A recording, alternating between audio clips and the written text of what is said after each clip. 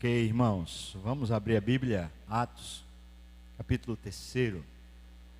Atos, capítulo 3, do versículo 1 até o versículo 20, ou versículo 21, talvez melhor o versículo 21.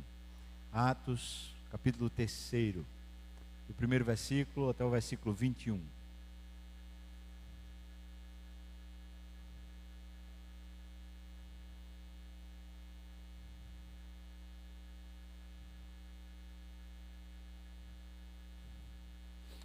Diz assim então a palavra do Senhor: Pedro e João subiam ao templo para a oração da hora nona. Era levado um homem coxo de nascença, o qual punham diariamente à porta do templo chamada Formosa. Esse homem ficava lá para pedir esmola aos que entravam. Vendo ele a Pedro e João que iam entrar no templo, implorava que lhe dessem uma esmola. Pedro, fitando-o juntamente com João, disse: olha para nós. E ele os olhava atentamente, esperando receber alguma coisa. Pedro, porém, lhes disse: olha, não possuo nem prata nem ouro, mas o que tenho, isso eu te dou. Em nome de Jesus Cristo, o Nazareno, anda. E tomando-o pela mão direita, o levantou.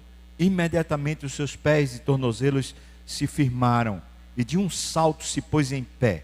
Passou a andar e entrou com eles no templo, saltando e louvando a Deus.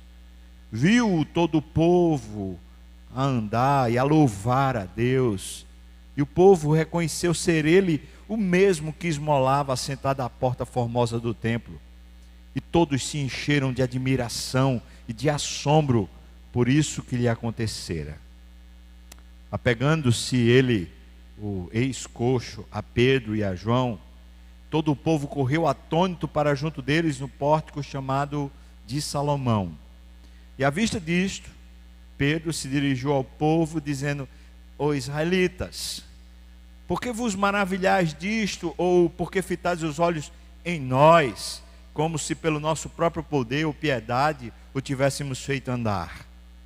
O Deus de Abraão, o Deus de Isaque e de Jacó, o Deus de nossos pais, glorificou a seu servo Jesus, a quem vós traíste e negaste perante Pilatos, quando este havia decidido soltá-lo. Vós, porém, negaste o santo, o justo, e pediste que vos concedessem um homicida. De Sarte, mataste o autor da vida. Guarda essa palavra, autor. O autor da vida, a quem Deus ressuscitou dentre os mortos, do que nós somos testemunhas. Pela fé em o nome de Jesus, é que esse mesmo nome fortaleceu a este homem que agora vedes e reconheceis. Sim, a fé que vem por meio de Jesus deu a este saúde perfeita na presença de todos vós. E agora, irmãos, eu sei que o fizeste por ignorância, como também as vossas autoridades, mas Deus assim cumpriu o que dantes anunciara por boca de todos os profetas, que o seu Cristo havia de padecer. Agora arrependei-vos, pois, e convertei-vos, para serem cancelados os vossos pecados, a fim de que da presença do Senhor venham tempos de refrigério, e que envie ele o Cristo, que já vos foi designado, Jesus, o qual é necessário que o céu receba até os tempos da restauração de todas as coisas, de que Deus falou por boca dos seus santos profetas desde a antiguidade. Até aqui, irmãos, vamos orar. Ó Deus, Tu que conheces como ninguém conhece o nosso coração, Tu sabes muito bem o de que nós necessitamos. E se o Senhor tem trazido aqui esse povo para participar desse culto, para ouvir a Tua palavra nesses termos, o que eu te peço, Senhor, é que me uses por meio do Teu Espírito, para que assim fique revelada a Tua voz e a Tua presença em nós. Nós oramos para que também o Teu Espírito encontre espaço nos corações para receber a Tua palavra, para que ela firme, fortaleça, abençoe os corações aqui presentes. Eu te peço isso no nome de Jesus. Amém e amém, irmãos. Atos capítulo 1, versículo 8, diz assim: mas recebereis poder ao descer sobre vós o Espírito Santo, e sereis minhas testemunhas, tanto em Jerusalém como em toda a Judéia e Samaria, e até aos confins da terra. Normalmente a ênfase é dada na geografia do texto, aqui, ali e acolá. Entretanto, esse texto começa com mais uma adversativa forte, contestando alguma coisa que era uma ideia anterior. A ideia anterior é que os discípulos estavam perguntando para Jesus assim: Senhor, será este o tempo em que restaures o reino a Israel? Os discípulos de Jesus, mesmo Jesus já ressuscitado, eles tinham uma expectativa a respeito do ministério de Jesus. A expectativa dos discípulos a respeito do ministério de Jesus é que Jesus fosse uma espécie de Davi ou uma espécie de Moisés, que restauraria a soberania nacional, e que eles, como discípulos adeptos de Jesus, eles se tornariam líderes nacionais. Portanto, eles se tornariam poderosos, humanamente falando, eles se tornariam reis ou príncipes no meio do povo de Israel, para governar as 12 tribos de Israel. Eles tinham uma perspectiva de poder humano, uma perspectiva de soberania nacional. A perspectiva de Jesus era de reino de Deus. Por isso Jesus lhes responde a pergunta deles. A pergunta é: Senhor, será que é esse o tempo de o Senhor restaurar o reino a Israel? A resposta de Jesus é: não vos compete conhecer épocas, momentos que o Pai reservou pela sua exclusiva autoridade. Ou seja, vocês não precisam saber qual é o tempo onde vocês vão ser reis, príncipes, dominadores, ou se vocês vão crescer, ou se vocês vão ser grandes na terra. Vocês não precisam saber disso. Não compete a vocês planejarem e crescerem e se tornarem grandes. Não compete a vocês. Isso é uma coisa que só compete a Deus. Mas recebereis poder ao descer sobre vós. Perceba então que a ideia que Jesus está confrontando quando ele vem com recebereis poder ao descer sobre vós, é a ideia da hegemonia humana, do poder humano, das conquistas e projetos e labores humanos. Quando nós estamos tentando fazer alguma coisa para Deus, ou mesmo uma coisa para a família, ou mesmo uma coisa para nós, que a gente reputa como bom e que a gente acha que Deus é glorificado porque a gente está fazendo o melhor possível, Deus não tem interesse algum em fazer-nos protagonistas de qualquer história. Mas Deus quer nos fazer a imagem dele, para que quando as pessoas olharem para nós, elas consigam ver Deus em nós, e não necessariamente nos ver para glorificar a Deus. Em outras palavras, quando nós estamos edificando o nosso próprio poder, ou construindo a nossa própria vida, ou tentando fazer algum tipo de estrutura pessoal, ou estrutura de grupo, a fim de que a gente tenha algum tipo de alegria ou satisfação, isso é um poder próprio, isso é um reino próprio, isso é uma restauração do reino pessoal. A intenção de Jesus, assim como a intenção de Deus, ao nos salvar, não é de que a gente consiga construir um reino próprio, mas, daí esse versículo 8, mas, ou seja, ao contrário de você construir o seu próprio reino, ao contrário disso, vocês receberão poder quando o Espírito Santo de Deus descer sobre vocês. E na hora que o Espírito Santo estiver operando em vocês, vocês deixam de dar testemunhos, ou seja, vocês são protagonistas que falam a respeito dos testemunhos, ou que nas suas operações, nas suas ações, vocês dão testemunho, vocês deixam de dar testemunho e vocês passam a ser testemunha. Quando vocês receberem do alto o poder do Espírito, vocês deixam de dar testemunho e vocês passam a ser testemunhas. Ora, qual é a diferença gritante entre dar testemunho e ser testemunho? É que dar testemunho implica em você ser o protagonista de estar fazendo alguma coisa para Deus. E você ser testemunha, você é quem observa e você é quem ouve o que Deus está fazendo. Quem é o protagonista da história deixa de ser você, deixa de ser eu e passa a ser Deus por nosso intermédio. Deus nos fazendo ver, Ele mesmo operando em nós, através de nós na história. Ele sendo o protagonista real da história. O que o texto de Atos 1:8 está afirmando é que a igreja nasce quando o Espírito Santo é outorgado aos crentes, a fim de que eles deixem de viver para os seus próprios patrimônios e para as suas próprias estruturas e para as suas próprias conquistas e passam a viver sob o domínio do Espírito, construindo o reino de Deus na terra, a conquista de Deus na terra, não como protagonistas, mas como espectadores ou como pessoas que realmente veem, observam, ouvem, discernem a ação de Deus na terra. Era isso, o plano era esse.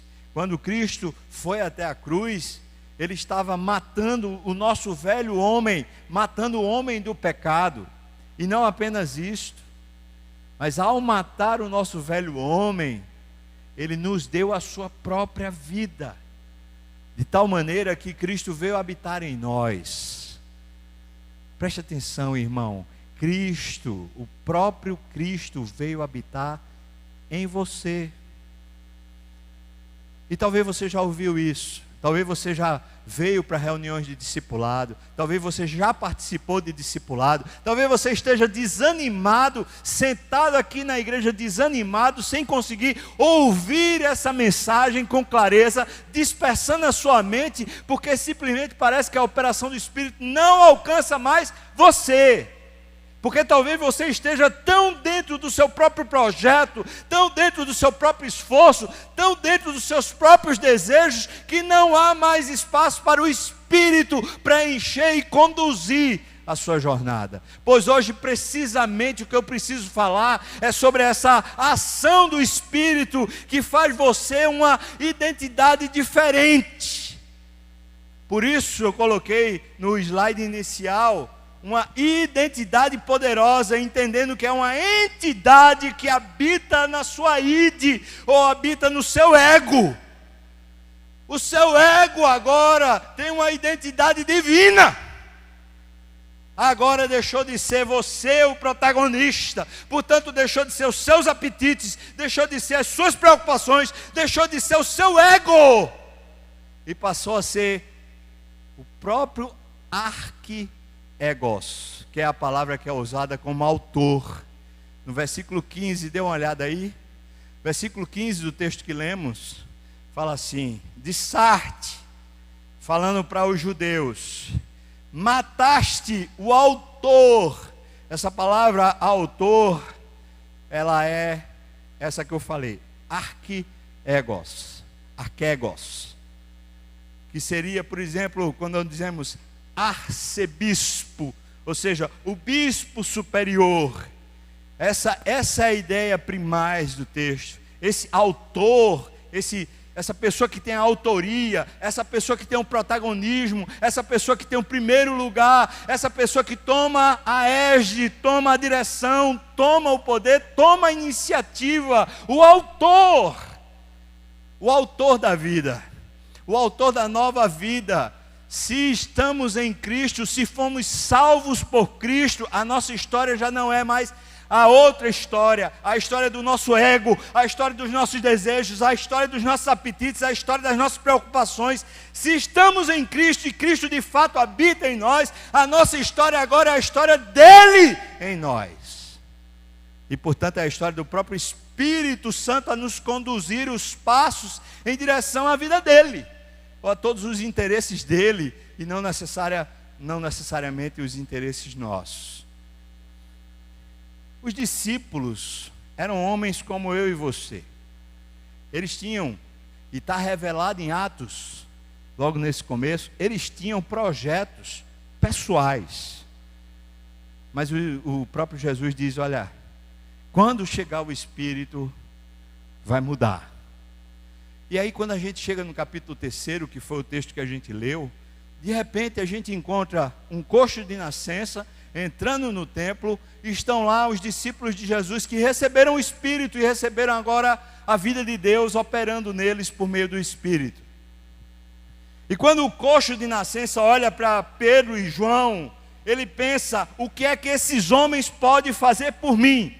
E a resposta de Pedro e João para aquele coxo é: nós não podemos fazer nada por você, nós não temos nada o que oferecer a você, não vem da nossa parte dar a você coisa alguma, nós não temos como mudar a sua história, nós não temos como mudar a sua situação, nós não temos como fazer nenhum benefício a você. E talvez você entenda assim, quando eles falam não tenho nem prata nem ouro, você entenda como sendo esses recursos financeiros o que importava. Mas o que eles estão falando é que nós não temos hegemonia, nós não temos poder humano para restaurar a sua saúde ou restaurar a sua condição. Mas nós temos uma coisa: o que temos agora é a vida de Deus em nós. O que temos agora é o nome de Cristo. E quando ele fala o nome de Cristo, ele não está usando um xamã, ele não está usando uma espécie de adesivo, ele não está usando uma espécie de alguma coisa feitiçaria para poder fazer as coisas acontecerem. O que ele está dizendo é que agora eles são como um documento divino que tem a assinatura de Cristo, tem o endereçamento de Cristo, ou seja, quem assina a obra, quem faz a obra acontecer é Cristo neles. E por isso eles dizem para aquele coxo: olha para nós, vê se a gente vai conseguir mudar a sua vida, vê se a gente vai endireitar os seus caminhos, veja se a gente tem o que oferecer para você. Mas nós temos uma coisa: Cristo vive em nós, e agora como Cristo vive em nós, Ele pode fazer o que Ele quiser com você. Por isso levanta e anda, porque Cristo pode fazer o que quiser. Cristo é o autor da vida, Cristo é o transformador de histórias, Cristo é quem tira o homem da miséria e transforma numa nova criatura. Cristo, não eu, nem você, nem ninguém, mas Cristo em nós, Ele em nós. O coxo anda, e não só anda, salta, pula, dança, está no templo, e aquilo se torna testemunha.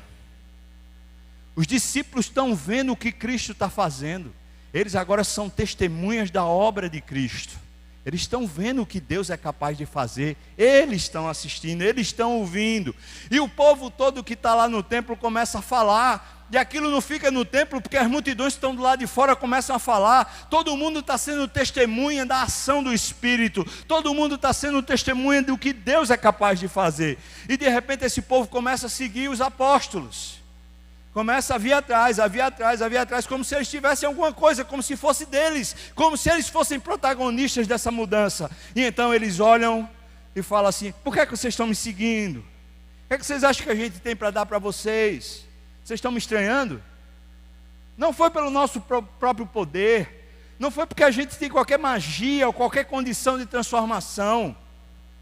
Então, existe uma palavra que é dada, que eu acho que é tão rica. Desculpa, versículo anterior, aqui, ele diz: pela fé, versículo 16, olha aí, irmão, por favor. Olha aqui, está aqui no slide. Pela fé, em o nome de Jesus. Veja o protagonismo de quem é a história. Pela fé em o nome de Jesus, é que esse mesmo nome, ou seja, essa mesma pessoa, Jesus, fortaleceu a este homem que agora vedes e reconheceis. Reconheceis que era o coxo anterior. Sim, preste atenção, a fé que vem através, por meio de Jesus, não vem por meio dele, nem vem por nosso intermédio, mas vem pelo próprio Jesus, que dá fé a ele. A fé que vem por meio de Jesus deu a este saúde perfeita na presença de todos nós. O que os discípulos estão afirmando e testemunhando diante de todos, naquela multidão, é Cristo está operando aqui agora. Você está vendo esse milagre, você está vendo esse feito, esse bem feito. É Cristo que está fazendo. Não fui eu, não foi ninguém, foi Cristo. A grande mensagem é que os discípulos, antes de serem enchidos pelo Espírito, antes de serem salvos de verdade por Deus, a expectativa que eles tinham na relação com Deus era de que Deus poderia abençoá-los a ter um reino pessoal, uma construção pessoal, uma coisa pessoal. Mas a grande mudança foi que quando o Espírito desceu sobre eles, a vida não era mais em nada preciosa para si, para algum benefício pessoal, para alguma conquista pessoal, para formar alguma coisa para si. Mas a vida agora se tornara preciosa para Deus usar, para Deus se manifestar através deles, para Deus revelar ao mundo a presença de Deus através da vida deles. Não porque eles davam testemunho, mas porque eles eram testemunhas da ação de Deus através deles, e claro, até mesmo que não fosse por meio deles. Isso faz com que no livro de Atos a gente vai encontrando continuamente essa mesma representação. No culto anterior eu estava falando sobre outro episódio, onde os discípulos também falam: olha, nós somos testemunhas. E não só falam nós somos testemunhas, como também fala, esse aí era o autor dos feitos, esse aí era quem estava fazendo as coisas acontecerem entre nós. E você vai ver isso repetidas vezes no livro de Atos, fazendo a seguinte afirmação: as pessoas que se converteram, as pessoas que formaram a igreja, elas não se converteram a um moralismo, a um comportamento, a um dar testemunho. Elas se converteram sobre uma seguinte perspectiva: agora a identidade deles, o ego deles, a personalidade deles agora era de Deus. Não eram mais de si mesmos, não eram mais regidos, dominados pelos próprios apetites, apreensões, ansiedades, nervosismos, agonias, tristezas, sufocos. Eles não eram mais dominados por nada disso, porque eles agora tinham o Espírito que os dominava e os fazia ver, fazia ouvir como testemunhas. Eles viam e ouviam a operação de Deus dentro deles, a operação de Deus através deles, mas a operação de Deus, mesmo que eles não participassem, porque Deus havia se tornado o dono, o autor, o arqueregos, o principal, o chefe, o líder, o dono. Isso é de tal maneira, irmão, que se em algum nível você disser eu não consigo isso, então também teria que dizer, juntamente com eu não consigo isso, dizer eu não sou salvo. Um salvo, uma pessoa genuinamente salva, não é apenas uma pessoa que dá bom testemunho, mas é uma pessoa que é testemunha. Foi transformado o ego dela. Ela não vive fazendo as coisas para Deus, mas ela vive vendo Deus fazer as coisas por intermédio dela. Não se ufana, não se soberbece, não se ressente do mal, não vive a mitigar e a litigiar contra os outros, perdoa, tem esperança, vê o seu coração ressuscitado. Essa palavra é assim, essa palavra arqueregos significa pelo menos 3 coisas, eu vou falar bem rapidamente. Primeira coisa, Pedro liga Jesus à salvação da vida como se ele fosse um príncipe, alguém acima de qualquer outra pessoa. Essa é a ideia, arqueregos. Não há outro nome, não há outro Deus. Jesus é a forma exclusiva de a vida ocorrer, de ocorrer a salvação da vida pessoal. É assim que agora a vida vai. É assim que agora a vida é toada, é vivida, é provada. Existe alguém fazendo a vida acontecer, e não sou eu. Existe alguém protagonizando a minha vida, e não sou eu. Então para que estar preocupado? Então, para que viver ansioso? Para que viver o tempo todinho dominado pela ansiedade do amanhã? Para quê? Segundo, essa palavra arqueregos significa fundador da salvação. É aquele que dá origem a algo. Jesus é a origem da nossa salvação, é o responsável, é aquele que faz a fé acontecer em nós. Jesus é a própria palavra de Deus, a palavra única geradora de fé que há. Não há nenhum costume, irmãos, não há nenhuma tradição, não há absolutamente nada na igreja que possa produzir fé em você. Então a gente na igreja pode ensinar você a viver uma vida moral melhor, pode ensinar você a ter melhores costumes, a ser mais educado, a ser mais responsável, a ser melhor cidadão, a ser melhor pai, melhor mãe. A gente pode ensinar bons hábitos a você, mas a gente não pode dar fé a você, porque o único autor da fé, o único que faz você conseguir ver Deus agindo na terra, o único que enche seu coração de amor e entusiasmo pela vida é Jesus. Através da palavra, Jesus desperta em nós a fé. A palavra que Ele mesmo é. Ele é o início de tudo. Ele é o alfa, Ele é o ômega, Ele é o verbo, Ele é o logos de Deus. Assim, o crédito da fé não é nosso, nem pode ser nosso, pois Jesus é o fundador, aquele que nos quebranta e nos desperta para Ele. Em terceiro lugar, arqueregos quer dizer o autor da nossa salvação. Isso quer dizer, essa palavra aqui é traduzida como autor, para dizer que Jesus é o criador da vida no sentido mais pleno dessa definição. Em todos os aspectos da vida, não pode ter 1 milímetro da sua existência que Jesus não possa dizer: eu sou Senhor, eu sou dono, eu sou autor da sua vida. A não ser que você não seja de Cristo, a não ser que você não esteja salvo, a não ser que você não conheça a obra redentiva da cruz. Mas se você um dia foi salvo, então cada milímetro da sua existência, Jesus diz: eu sou dono, eu faço, eu aconteço. Do elemento inicial da criação, lá em Adão e Eva, há milhares de anos atrás, até mesmo a transformação de uma vida que estava cheia de depressão, em uma vida abundante de alegria, em todos os aspectos, em todos os termos, em tudo, Cristo é o autor. É isso que essa palavra quer dizer. Isso quer dizer, de maneira muito simples, que Ele agora é o protagonista. Não a nós, Senhor, mas ao Teu nome dá glória. Ele é quem faz a história por nosso intermédio. Ele, quando diz para você: vem a mim, você que está aflito, cansado, sobrecarregado, vem a mim, que eu vou aliviar a sua carga.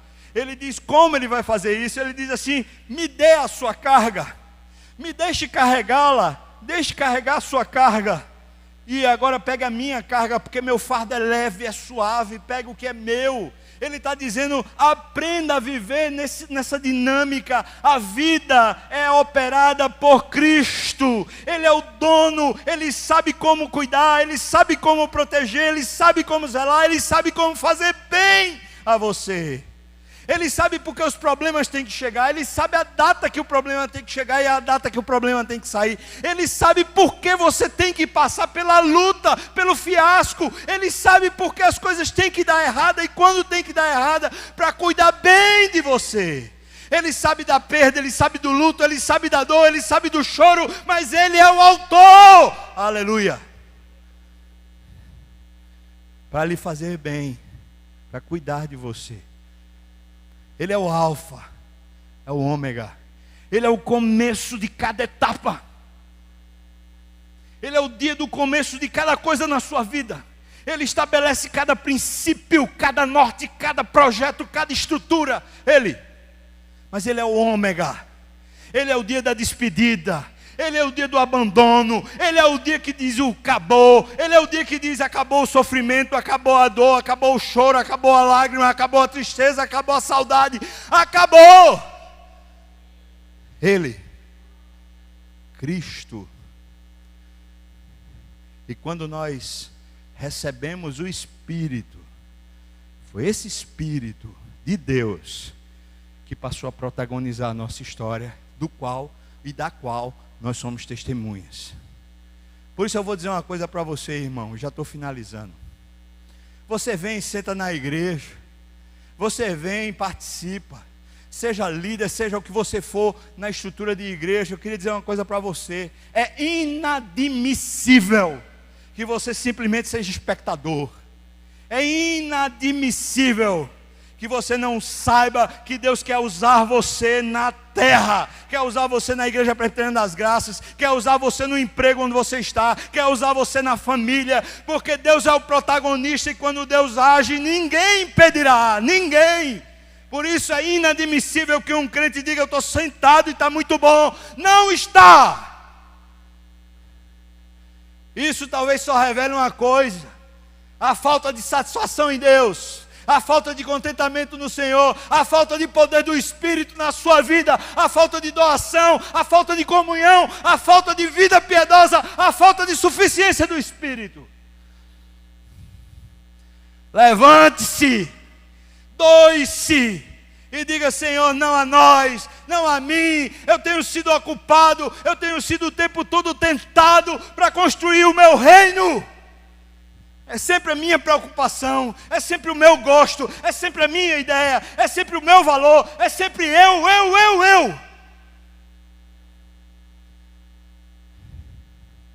Quando Paulo está saindo em direção a Jerusalém, passando por Éfeso, os presbíteros reúnem com ele, abraçam.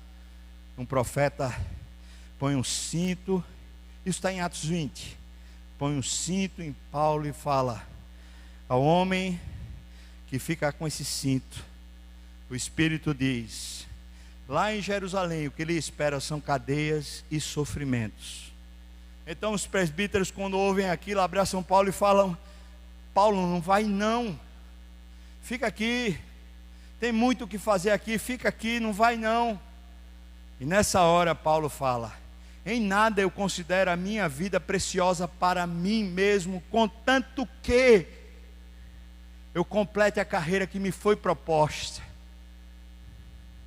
Sabe, irmãos, existe uma carreira proposta para você. Não foi proposta pelo mercado, não foi proposta pelo concurso, não foi proposta pelos seus pais, não foi proposta pelo seu ego. Existe uma carreira, um caminho, uma condução, uma identidade que foi proposta para você. Se você de fato é de Cristo, só há uma maneira de você conseguir viver nessa terra.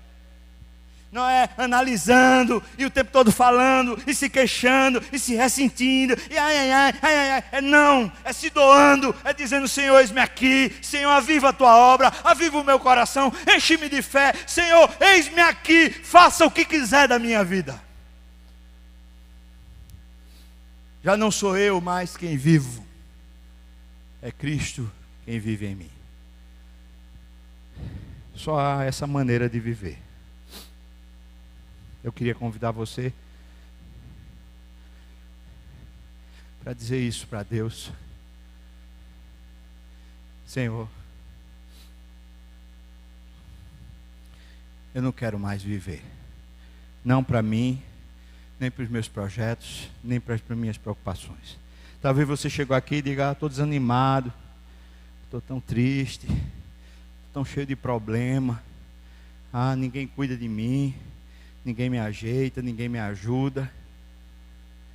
E talvez hoje você precise ouvir o que Jesus disse para Pedro, quando Pedro estava dizendo para Jesus: Jesus, cuida de você, tenha compaixão de você, você não vai precisar morrer na cruz. E Jesus disse para Pedro: arreda, Satanás, tu não cogitas das coisas de Deus, senão das coisas dos homens.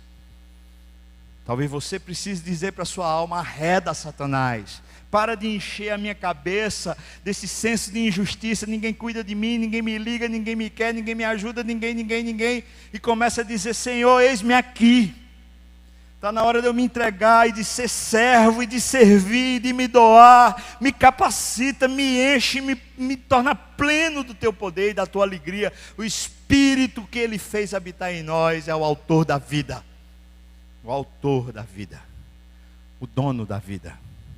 Vamos orar. Se você topa dizer isso para Deus: Senhor, eis-me aqui. Senhor, eis-me aqui.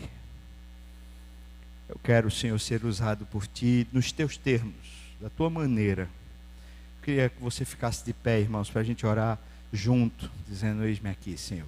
Amém. Se é sua oração, se é do seu coração.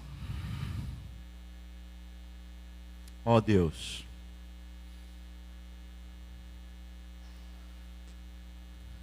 aquele que discerne a história, tu que és o dono e discernidor e conheces o que passamos, talvez, Senhor, entre nós existam pessoas aqui hoje com tanta dor no coração, com tanta enfermidade de alma.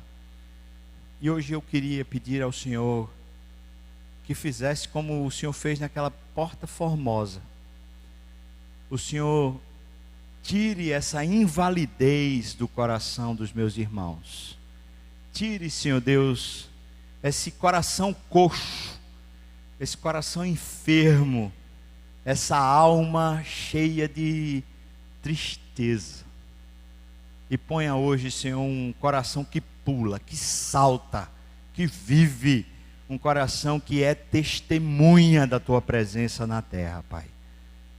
Enche-nos aqui.